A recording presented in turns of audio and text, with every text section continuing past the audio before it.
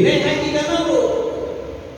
Nagyapot naman ini pre haji ka na pidala lupa. Dan makaukin sa magbiyan. Na ini pre haji ka. Kaya mana ya bidaro kami ang pre haji ko. Kaya kasapula ko ang lima mga pre haji. Dita katan uliyan ko tayo mana ini pre haji ka. Na ya utang atau apa pidala lupa. Terima kasih tadi.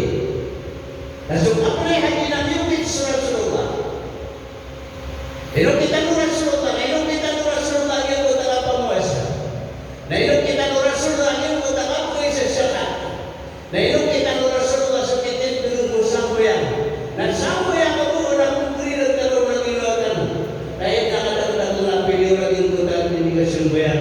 Hadir yang tetap si pemikirannya. Hadir menurut sisa yang kita amanannya. Dari nanti kesembuhan nanti na asaru. Kami bilang aku mengatau. Amanannya nanti mana bayar mengatau. Kerana amanannya nanti ada bisa bayar.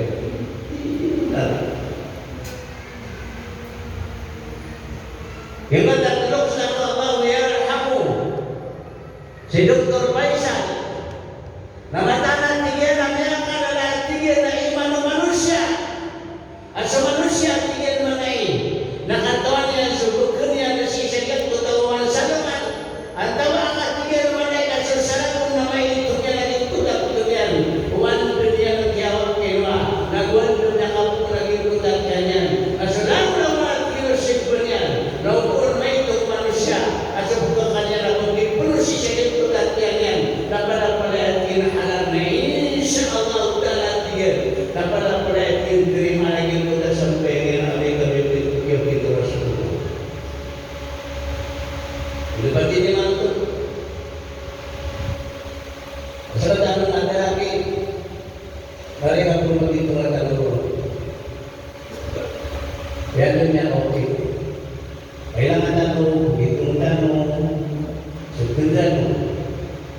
Yang aku itu sama ada muda lebar, yang ada mana dia bikin masih. Ayo Rasulullah masih tahu Rasulullah. Akhirnya masih orang tahu siapa ada siapa pernah mati.